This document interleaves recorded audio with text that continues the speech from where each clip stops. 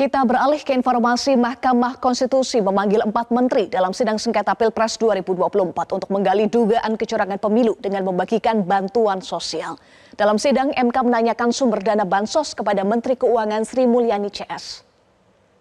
Hakim Konstitusi Saldi Isra menanyakan sumber dana bansos yang dibagi-bagikan Presiden Joko Widodo menjelang Pilpres 2024. Pertanyaan itu ditujukan kepada 4 menteri yang dihadirkan, yakni Menteri Keuangan Sri Mulyani, Menko Pembangunan Manusia dan Kebudayaan Muhadjir Effendi, Menteri Koordinator Bidang Perekonomian Airlangga Hartarto, dan Menteri Sosial Tri Risma Harini. Awalnya Saldi bertanya apa pertimbangan Jokowi memilih lokasi kunjungan kerja dan membagikan bansos lebih banyak ke Jawa Tengah dibandingkan ke tempat lain. Keterangan itu diungkap berdasarkan dalil pemohon pasangan 01 dan 03 dalam persidangan sebelumnya. Saldi Isra pun mempertanyakan dari mana alokasi anggaran bansos yang dibagikan oleh Joko Widodo.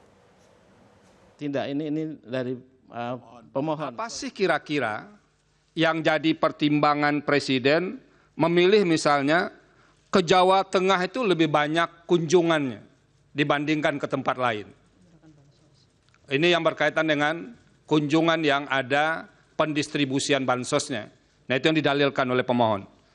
Nah, kalau ini kami bisa dibantu menjelaskannya, itu akan lebih mudah kami apakah yang didalilkan pemohon itu bisa dibenarkan atau tidak. Nah, tolong kita dibantu ini oleh 4 menteri ini berkaitan dengan ini. Itu yang pertama. Masih berkaitan dengan peta ini, kira-kira ini alokasi dana yang dibawa untuk kunjungan-kunjungan Presiden itu yang dari mana saja?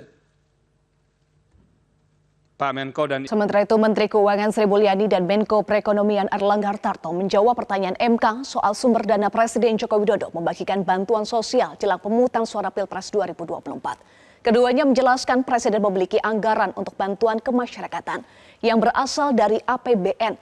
Ia menyatakan bansos yang dibagikan Jokowi bukan bagian dari perlindungan sosial. Penyaluran bantuan pangan yang dilakukan melalui Bappenas bukan merupakan bagian dari perlindungan sosial, namun ditujukan untuk penguatan ketahanan pangan dan stabilitas harga pangan. Di dalam APBN ini masuk fungsi ekonomi, bukan fungsi perlinsos.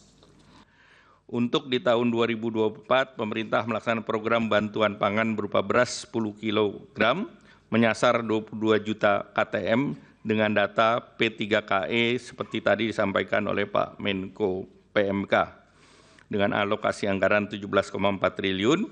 Selain itu juga BLT mitigasi risiko pangan, KPM-nya adalah 18,8 dan bantuannya sebesar 200